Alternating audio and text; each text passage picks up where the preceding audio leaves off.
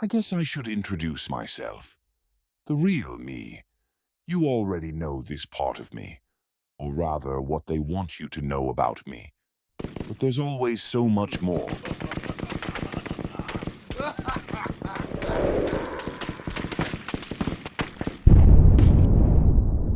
I guess you could say it all started when I was a young boy.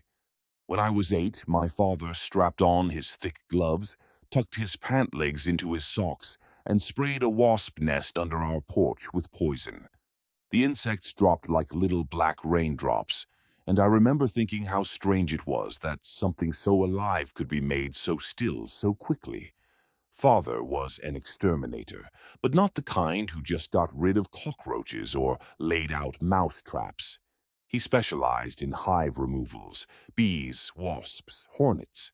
People called him when the buzzing got too loud in their walls, when the honey dripped through their ceilings. He'd suit up, crack open the hive, and vacuum the bees into a special container. Most of the time, he'd take them to a local beekeeper who'd give them a second chance. Bees aren't like wasps, he told me once, holding up a honeycomb fragment between his fingers. Wasps are mean. Bees, they're just doing their job. One summer, he brought home a rescued hive in a wooden box. The beekeeper who usually took them had no room, so Dad set them up in our backyard just to buy time.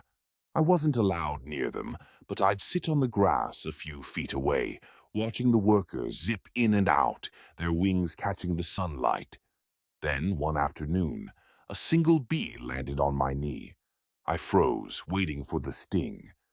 But it just sat there, cleaning its antennae, its tiny body pulsing with breath.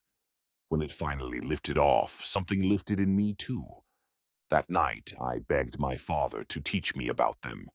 He sighed, then pulled out an old beekeeping manual from his truck. "Fine," he said, "but if you get stung, don't come crying to me."